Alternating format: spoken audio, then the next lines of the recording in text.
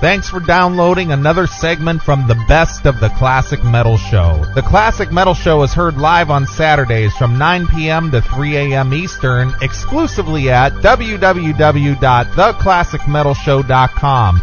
And now here's another piece of Classic Metal Show history on the Best of the Classic Metal Show. The Classic Metal Show. Believe it or not, Chris, that is a cover of the Bee Gees classic Stayin' Alive, and people are going to wonder, what are those guys doing playing that on the Classic Metal Show? I would tend to say that was the first time we've ever played a Bee Gees cover on the show. Aside from when we were sampling it a couple weeks ago, right? Sure, but that's the first full track we've ever played. Sure. Well, we are always looking for something that's a bit odd, and I would say that a metal version of the Bee Gees covers is kind of an oddity. So, much like bringing Pink Steel on the show, we decided we were going to get these guys on the show. So we want to welcome from the Bee Gees tribute band Tragedy. We want to welcome Robin Gibbins to the show. Welcome to the Classic Metal Show, there, Robin. Hey, thanks a lot for having me. Well, Robin, we got to figure out, there's only one question I have. Well, before you get started, I got a question for you. Okay. You guys had Pink Steel on the show? Yeah, we had Pink Steel on the show. Ooh, that's ballsy, man. No pun intended. But I got to let you guys know that Tragedy is an all-heterosexual band. Through the power of Christ, we have left homosexuality behind. For good this time. We prayed the gay away. Very nice. Well, Rob, we wouldn't be above hanging out with Pink Steel sometimes. Right. Behind closed doors, of course. Sure. little bit of man love going on there. Hey, as long as it's metal. Right. It can't be gay. Right. Well, I got to ask you, Robin, one question. Why? Why? Why what? That's an open-ended question. I think they asked that question at the end of the Prisoner series, and it blew up the computer. Nice. The answer, if you're not familiar with The Prisoner, it's a British series from the 70s. The answer the computer spit out was all you need is love. And all you need is love and rock and roll as well. You know, I know you guys are in Chicago and Cleveland, and you may not be too familiar with what's going on in New York City, but there's been a lot of gang activity going on recently. A lot of knife fights between the Disco Kings and the Metal Warriors. It's been pretty unsafe to walk the streets, with the studded leather jacket on or with the tight spandex pants. You never know which neighborhood you're going to be rolling through, and you definitely don't want to be on the wrong side of the track. So we figured that metal and disco, if we could bring these two superpowers to the table, we could create a little peace accord in rock and roll. And I think we've done that so far. Crime rate has gone down sharply since we started playing in New York City. Very nice, dude. Well, dude, obviously, man, the Bee Gees, not the most popular band in the metal circles, man. Is it easy or hard to find a crowd? It's a lot easier than we thought it would be. There's a lot of people who are closet Bee Gees fans, and I'm sure a lot of metal people wouldn't freely admit it, but you hear Bee Gees music wherever you go. I mean, it's really become a staple of American life. I can't speak for overseas because I don't hang out with pinkos or commies, so I never leave these shores. But you go into the Duane Reade, you go into the Walmart, you're going to hear You Should Be Dancing. You're going to hear Night Fever. It's always on in the background. But, we listen to it, we say, geez, there's a really good songs there. But there's one thing Robert Stigwood didn't realize when he was producing those records is that what disco is missing, it's got the open shirts and the gold chains. We love that in metal, too. But what it was missing was hot chicks and distortion pedals, and that's what metal had. So when we brought the two together, it was really a no-brainer. Nice. A good song's a good song, however you cut it. And fortunately, we just cut it with Gibson guitars and Marshall stacks. Right. Well, dude, how was it that Tragedy actually came together? Were you guys like an original band first, or what was it that led you to coming up with this idea? Well, everybody in the band has their different musical projects or original stuff that we're in. But there was a band called Super Diamond from San Francisco. Speaking of queers, these guys are a straight-up Neil Diamond tribute, and they were coming to play in New York City. And through a friend of a friend, we heard they were looking for a really cool concept opener because they didn't want regular tribute bands. So we were just kind of dicking around in the rehearsal studio one day, me and Barry Glibb, who was then and never afterwards known as Phil Costello. He's Barry Glibb. We were just fucking around, and he played a metal version of an Air Supply song. We thought that was kind of funny, but then we realized there was only one good Air Supply song. Then we started riffing around on Staying Alive, just as a goof. And we went through it maybe for about 30 seconds, and I called my friend and got in touch with the Super Diamond people, and I said, hey, we're a heavy metal tribute to the Bee Gees. How would you like us to open for you? And they laughed, and they thought it would be cute. So they said, sure, and they put us on 2 shows at Irving Plaza in New York, which holds 1,000 people. They played 2 nights, and we were like, holy shit, we've got this gig. We've got these 2 nights. We don't even know who the band is. It was just the 2 of us fucking around. So we recruited Mo Royce Gibb, who was in a band called Moi, who were friends with ours. And 3 of us said, shit, we've got something here. Let's see if we can't put together a band. Before we had even had our first rehearsal, we had talked to people around town, and we had 3 other gigs booked, literally just on the concept at decent-sized clubs. And so we really got to work putting out a set. We started with 45 minutes, and we tackled the obvious numbers, and by the time it came time to play, we were, pretty much the best band in the world.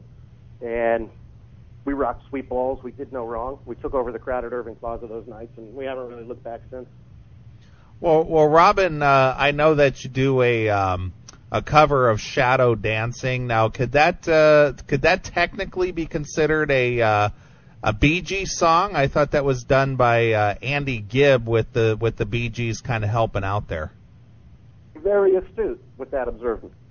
But the Bee Gees, along with being artists in their own right, were prolific writers. So they had some extra tunes kicking around, and they said, our little brother Andy, how is he going to afford this cocaine habit he's on? He can't do it by being our roadie.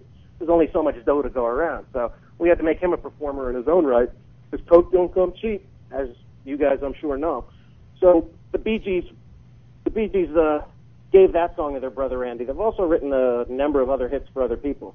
Islands in the Stream, they gave to Kenny Rogers and Dolly Parton. That's a Gibb Brothers composition. Guilty by Barbra Streisand. Woman in Love by Streisand. To Love Somebody, which was originally cut by Nina Simone. So we feel we can take a little liberties as long as we're playing songs that were written by the Gibbs. And every now and then, we'll even throw something in like Disco Inferno from the Saturday Night Fever soundtrack. That's been a recent addition to our set. Well, since one of the Gibb brothers passed away along with Andy, do you ever have like a skeleton stand-in at the microphone, that kind of, shows what condition they're in at this point, or is this just to their memory? Oh, come on, we're nothing but all class. We'd never stoop as low as to do something like that. So we do dedicate Our Love, which was also an Andy Gibb song. We dedicate that to our dead brother Andy, and every now and then a friend of ours comes out and plays the role of our dead brother Andy and sings Shadow Dancing on stage with us. His name's Corn Mo. He's actually a genius in his own right. He's a one-man heavy metal accordion band. He does metal covers on the accordion. He's like Meatloaf meets Peter Frampton or something. Totally out of his mind in a very lovable way. Sure. Now, man, from what I know of a lot of the New York scene, it does seem like a lot of odd covers get played here and there. Have you guys ever thought about maybe doing any covers, on the side of like the Pet Shop Boys? Dude, like I said, through the power of Christ, we've left homosexuality behind for good, and that would just drag us right back into the fray. And we're really not interested in revisiting that point in our past. Pet Shop Boys, that's all good. But, last I heard about those, I think they're both dead from AIDS, no? You would think. What do you think about bands that do cover them? Are you supportive of that, or do you think it's just pretty queer? Supportive in terms of, we'll give them all the support we can by posting their picture at the door and telling the security guards not to let them in. Very nice, man. Well, dude, which one of you guys dates the Victoria No Principles? She's up for grabs, and I think that's one of the things that keeps tickets selling for our shows. if any of us tried to claim her, I think we'd be right back in the middle of the gang fights. Sure, I hear you, man. Well, dude, it's definitely a unique entity doing Bee Gees covers. I mean, what kind of gear do you guys play? Well, we have 3 Gibson Flying Vs, which the fine people at Gibson Guitars USA were nice enough to give us, which totally blew our mind. And we play through Marshall cabinets, JCM 900 heads. Very cool. So Gibson, the bass player and drummer, we have Ludwig drums, and the bass player plays one of those big fucking fat cabinets. And sometimes when he hits the wrong note, I actually shit my pants on stage. That's how powerful he is.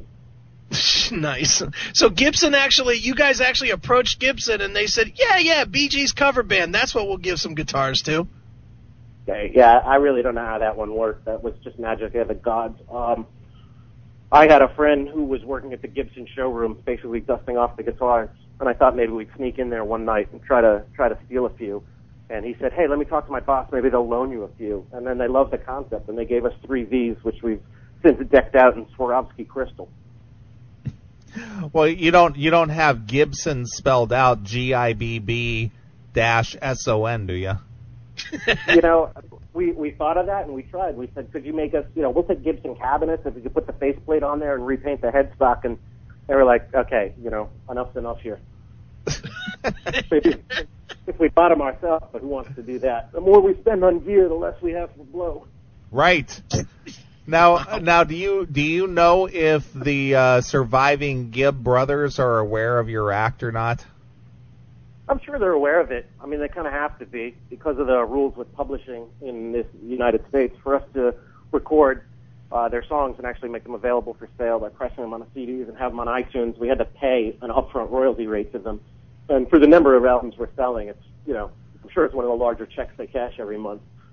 So I'm sure their accountants have brought it to their attention and said, here's $34 million from Tragedy. They've yet to get in touch with us themselves. But Robin Gibbs' son, Spencer, he's in a band in Austin, Texas called 54 Seconds, who are actually pretty good. They don't sound anything like the Bee Gees. It's actually rock and roll. And he actually friended us on MySpace and said he loves what we were doing and loved to come check us out if we're ever in Austin. So we took that as a positive sign, all jokes aside. Well, would it be a dream come true to have Barry Gibb come up on stage and sing with you? I think it'd be a dream come true, really, for Barry Gibb to front a rock band. And that sounds funny, but I mean, I don't know if you guys have looked, but throughout the '90s, the Bee Gees were still playing before Morris died. God bless his soul. And boy, that was not a rock and roll band. No way you fucking cut or shape that is what they were doing towards the end of their career, rock and roll. So I really do think it would be a dream come true for Barry to have some fucking power behind him and get to really put those pipes to good use. Sure, it'd probably be more of a dream come true if Maurice Gibb showed up on stage, huh? Hell yeah. might grind his bones down and snort them. Nice, dude. Well, dude, I'm just joking, like Keith Richards said. Right. Well, dude, obviously the Bee Gees in their career, I believe they sold over 200 million records in their career. How close are you guys to eclipsing that? Way past that. RIA hasn't even come up with a certification for it's like cluster of diamonds. It's like what Jay-Z wears on his ring finger every time he hits the stage. They can't even put their heads around how many records we've sold. Well, outside of New York, do you guys get out anywhere else? You guys perform anywhere else, or do you just pretty much cover that New York region, or where do you guys get to play? Well, we started as the #1 heavy metal tribute to the Bee Gees in the tri-state area. We've since, the New England, New Jersey, Connecticut tri-state area. We've since taken over control of the whole Northeast corridor from D.C. to Boston. We played at South by Southwest in Austin last year. We played a private party down in Tampa. We've played a few shows out in L.A., and we're headed to the U.K., actually, in December for 2 weeks of shows over there. Excellent. Well, good for you guys. Well, Robin, is there anything else you want to tell the fans here on the Classic Metal Show about Tragedy, a heavy metal tribute to the Bee Gees that we haven't touched on here? Other than the fact that we're really hot and everybody wants to bang us? Okay. That pretty much wraps it up. That sums it up. Excellent. Well, where can people find out about Tragedy? Where do you got a website, a MySpace? What do you got out there? We got both of those. We can't even be contained in a one website. So we have letsmaketragedyhappen.com, and for those who are internet savvy, we have MySpace.com/letsmaketragedyhappen. MySpace is a very popular social networking site for people who share like-minded interests to kind of get together and bond over those interests. So if you don't have your own MySpace profile, you should really check it out. It's a hip company. I think it's going to catch on soon. Sure. Excellent. Excellent. All right, Robin. Well, we appreciate you taking a few minutes to talk to us here on the Classic Metal Show. Go check out Tragedy, a heavy metal tribute to the Bee Gees, and if they come to a town or a city near you, or if you're in the eastern portion of the United States, go out and check them out. Sounds like a good time. Well, if I'm not mistaken, guys, I believe you do have 10 copies of our album to give away to the first 10 callers, don't you? Oh, nice. Sure, we can do that. Yeah, come on, we got to spread the love. We've sold so many of these things, we feel like we have to give some away just to balance the karma out. Sure. All right, we'll give the first caller at 800-497-5891 a CD from the band Tragedy, the tribute to the heavy metal tribute to the Bee Gees. So give us a call and we'll make you a winner. How's that for you, Robin? That's fantastic. Some lucky soul just had his year made. Excellent. All right, Robin, well, before we let you go, we're going to ask you the traditional Classic Metal Show question. How has Lemmy from Motorhead influenced your career? He taught me that if you don't stand up straight and speak into the microphone clearly, everybody's going to think you're a drunken junkie. Okay. I think that's a very original answer. All right, Robin. Again, I appreciate you taking the time out to talk to us here on the Classic Metal Show. Go check them out at their MySpace as well as their website. And we're going to wrap up the interview with another tune from the band Tragedy. And we mentioned this in the interview, so here it is. This is Shadow Dancing exclusively here on your Classic Metal Show. Thanks for checking out the best of the Classic Metal Show. You can tune into the Classic Metal Show live every Saturday night from 9 p.m. to 3 a.m. Eastern, exclusively at www.theclassicmetalshow.com. The Classic Metal Show.